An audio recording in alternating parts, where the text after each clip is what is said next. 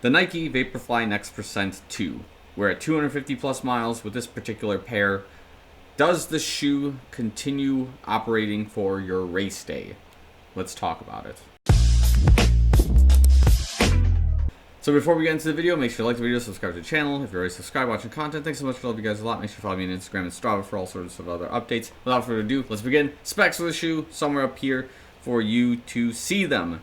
Now, we'll kick off again as we usually do with these particular shoes. We just kind of assess the outsoles at this time. So you may have probably already heard this from my Boston 12 review that the winter months are not super friendly to running outside in the far west suburbs of Chicago. So what happens is that it gets quite cold, not a lot of good snow control, and there's a lot of ice out here. So running outdoors is not a first decision for a lot of people, and that actually ends up proving to be what I think is an advantage when it comes to using running shoes, because treadmills, in my opinion, we'll probably touch base on this later, seem to extend the life of shoes if you run on a treadmill properly.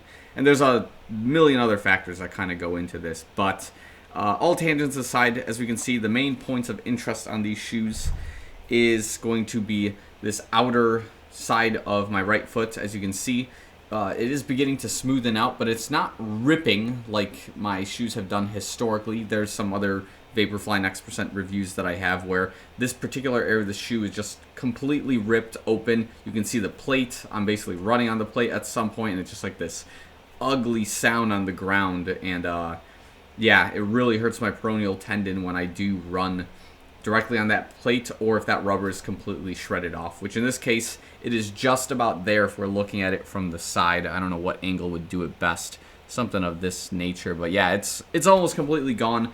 But it's getting polished in a couple of places because, again, treadmill months are not only extending the life of the shoe, but it's also kind of cleaning out some of the weird areas of it. So, like, I'm getting some polish here just, like, right before the actual rubber itself, which is kind of an interesting phenomenon. We're not going to see too much polish, I think, on the actual rubber that's protecting the heel. That's okay, no big deal. The point here is we don't have any major rubber tears at this time for 250 plus miles.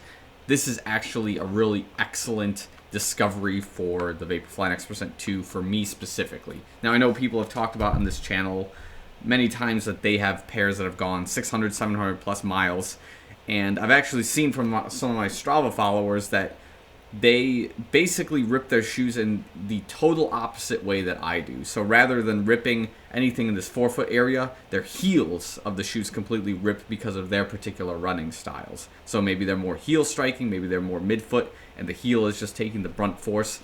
But I was joking around with myself that, like, if I bought those people's shoes and their front rubber was like in such a good condition, like their shoes at 500 plus miles of heel wear, plus my 250 with the forefoot wear would give us like a shoe that survives 800 plus miles. So I don't know, could be a fun idea if people run in 8.5s and kind of have that heel striking. Send me some pictures. Like, I gotta see. Maybe I'll buy your shoes, like, or maybe you'll buy mine as a result, because I've only worn this area out and my heels are like almost pristine. So yeah, fun bit right there. But yeah, here again, a lot of polishing, and it seems like it's in a good condition overall, as we've kind of already pointed out. Now, as I mentioned before, like, the reason this is such a big deal for me is that I usually cook my Vaporfly Next Percents within about 200 plus miles. And the question that usually does occur with the Vaporfly in particular is, at what point or how many warm-up miles do you do in this shoe before you feel it's race ready? And that kind of stems from the idea that the shoe straight out of the box onto your race day course is not an uncommon phenomenon, but in my opinion should be avoided, just because, one, you got to practice with the fit of the shoe, right? So you need to put in a few miles, whether they're warm up or like fast,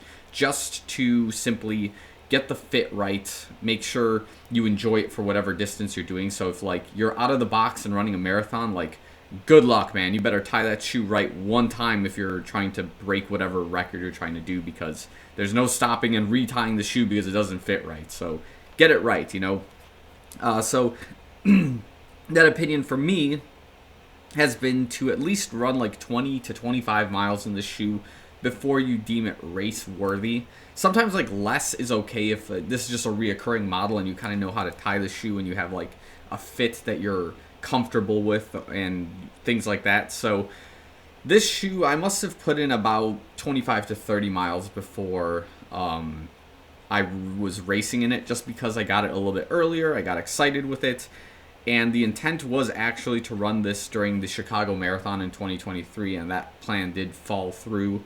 So it was kind of shelved for a little while, so I said, what the heck, let's use it for a couple of training sessions to rebuild some speed for turkey trot season, which I did race in twice in 1 week using this pair of shoes. And yeah, I had consistent, fast results according to my fitness. Like, again, the thing worth noting is that my fitness is not nearly as high as it used to be, so training in this shoe for me was kind of a confidence booster, despite the fact that A, it is an expensive shoe to train in, so you don't necessarily want to train in a super shoe.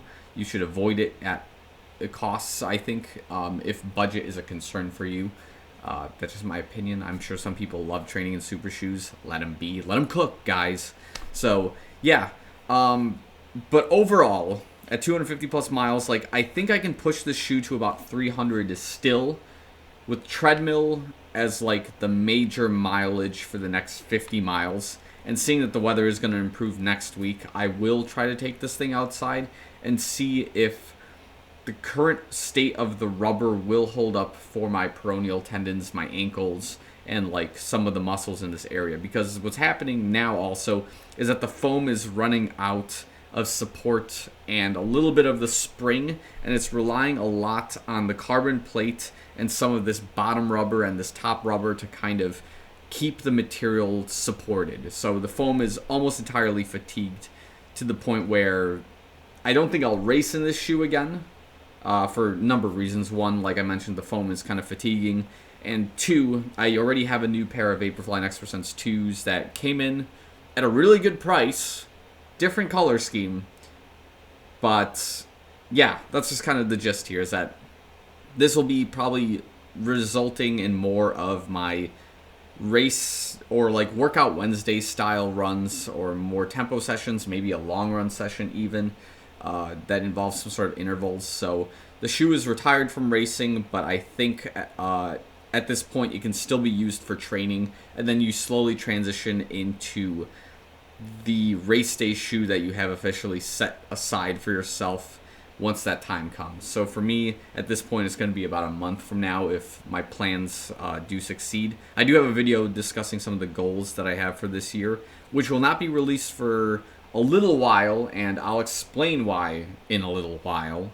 But all that being said, 250 plus miles, the shoe is still kind of holding up in its current condition, which again, on this channel is a huge surprise, because I've usually torn these things to bits at about 200 miles, to the point where running in them did in fact hurt a lot. So last thing I think we'll leave you guys is the preview of the new Vaporfly X% I've kind of got for myself. There it is. As you can see, it's basically a watermelon color scheme. The two facts we know about running, and they are facts, we don't make these things up, is that number one, pink does add +5 to all speed stats while you're running, and two, the watermelon color scheme is highly underrated, as you can see. I'm a big fan of this, despite the colors being kind of brighter and more unusual to my taste, but we will make them work somehow, some way. Just again, pink is +5 for all speed stats, just so we're all on the same page with that. So I will probably leave the video here. If you guys have any questions, comments, concerns, or you agree or disagree with the assessment of the Vaporfly X% 2 at this point in time, let me know in the comments below. But again, it's been a good shoe. I wish I could run it during the Chicago Marathon, but life happens. Things are what they are, and you know, sometimes you just have to change your goals as they get to that point. So I'll leave the video here. Thanks so much for watching. I'll see you guys in the next one.